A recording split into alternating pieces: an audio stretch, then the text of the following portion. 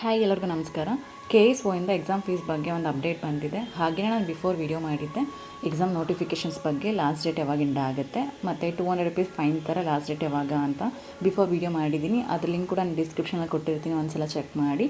ನೀವು ಮೊಬೈಲೇ ಕೂಡ ಎಕ್ಸಾಮ್ ಫೀಸ್ನ ಪೇ ಮಾಡ್ಕೊಬೋದು. ಅದ್ರ ವಿಡಿಯೋ ಕೂಡ ನಾನು ಮಾಡಿದ್ದೀನಿ, ಡಿಸ್ಕ್ರಿಪ್ಷನಲ್ಲಿ ಲಿಂಕ್ ಕೊಟ್ಟಿರ್ತೀನಿ, ಎರಡೂ ಚೆಕ್ ಮಾಡಿ ಒಂದು ಸಲ.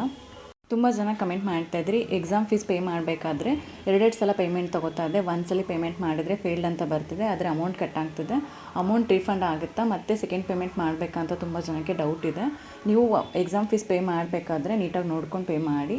ಇನ್ ಕೇಸ್ ಏನಾದರೂ ನಿಮಗೆ ಪೇಮೆಂಟ್ ಫೇಲ್ಡ್ ಅಂತ ಬಂತಂದರೆ ಸ್ವಲ್ಪ ಹೊತ್ತು ವೆಯ್ಟ್ ಮಾಡಿ, ನೆಕ್ಸ್ಟ್ ಪೇಮೆಂಟ್ ಸಡನ್ನಾಗಿ ಕೊಡಬೇಡಿ. ಒನ್ ಡೇ ಬಿಟ್ಟು ನೆಕ್ಸ್ಟ್ ಡೇ ಪೇಮೆಂಟ್ ಮಾಡಿ. ಇನ್ ಕೇಸ್ ನೀವು ಸಡನ್ನಾಗಿ ಪೇಮೆಂಟ್ ಮಾಡಿದ್ದೀರಾ, ಅಮೌಂಟ್ ರೀಫಂಡ್ ಆಗ್ತಿಲ್ಲ ಅಂತೇನಾದರೂ ಅಂದ್ಕೊಂಡು ನಿಮಗೇನೋ ಡೌಟ್ ಇತ್ತಂದರೆ KSOದು ಎಕ್ಸಾಮ್ದು ಹೆಲ್ಪ್ಲೈನ್ ನಂಬರ್ಗೆ ಕಾಲ್ ಮಾಡಿ ನೀವು ಕೇಳಿದ್ರೆ ನಿಮಗೆ ಅವರು ಅಪ್ಡೇಟ್ ಮಾಡಿ ಅಮೌಂಟ್ ರೀಫಂಡ್ ಬಗ್ಗೆ ನಿಮಗೆ ಇನ್ಫಾರ್ಮೇಷನ್ಸ್ ಕೊಡ್ತಾರೆ. ಇನ್ ಕೇಸ್ ಏನಾದರೂ ಪೇಮೆಂಟ್ ಫೇಲ್ಡ್ ಅಂತ ಬಂತಂದರೆ ಒಂದು ದಿನ ವೆಯ್ಟ್ ಮಾಡಿ, ನೆಕ್ಸ್ಟ್ ಡೇ ಪೇಮೆಂಟ್ ಮಾಡಿ. ನೀವು ಇಮಿಡಿಯೇಟಾಗಿ ಹಿಂದೆನೇ ಪೇಮೆಂಟ್ ಮಾಡೋಕ್ಕೆ ಹೋಗಬೇಡಿ.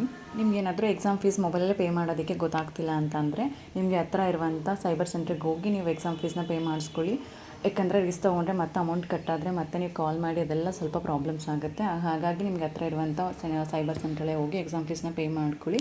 ನಿಮ್ಗೇನಾದ್ರು ಗೊತ್ತಿದೆ ಅಂತಂದರೆ ಮೊಬೈಲಲ್ಲೇ ಪೇ ಮಾಡ್ಕೊಬೋದು.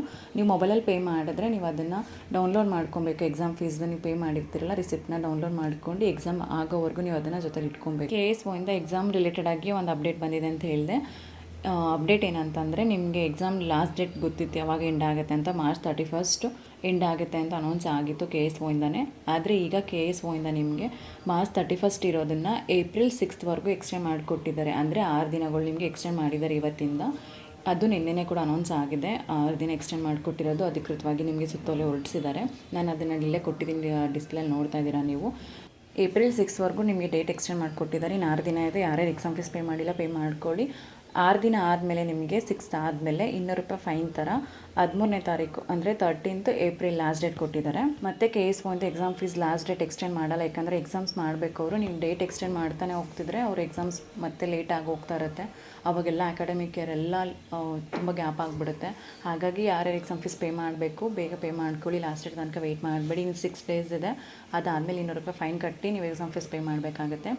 ಎಕ್ಸಾಮ್ ಫೀಸ್ ಬಗ್ಗೆ ಏನಾದ್ರು ನಿಮಗೆ ಡೌಟ್ ಇತ್ತಂದರೆ, ಈ ವಿಡಿಯೋ ರಿಲೇಟೆಡ್ ಏನೋ ಡೌಟ್ ಇತ್ತಂದರೆ ನಾನು ಕಮೆಂಟ್ ಮಾಡಿ ರಿಪ್ಲೈ ಮಾಡ್ತೀನಿ. ನೆಕ್ಸ್ಟು ಮತ್ತು ಎಕ್ಸಾಮ್ ಟೈಮ್ ಟೇಬಲ್ ಯಾವಾಗ ಬಿಡ್ತಾರೆ ಅಂತ ಕೇಳ್ಬೋದು ನೀವು.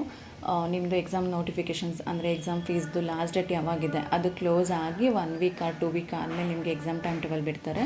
ಹಾಗಾಗಿ ನೀವು ಎಕ್ಸ್ಟೆಂಡ್ ಮಾಡ್ಕೊಂಡು ಹೋಗ್ತಾ ಇದ್ದರೆ ಎಕ್ಸಾಮ್ನು ಕೂಡ ಲೇಟಾಗಿ ಮಾಡ್ತಾರೆ. ಯಾರೂ ಲಾಸ್ಟ್ ಡೇಟ್ ತನಕ ವೆಯ್ಟ್ ಮಾಡದೆ ಬೇಗ ಎಕ್ಸಾಮ್ ಫೀಸ್ನ ಪೇ ಮಾಡ್ಕೊಳ್ಳಿ.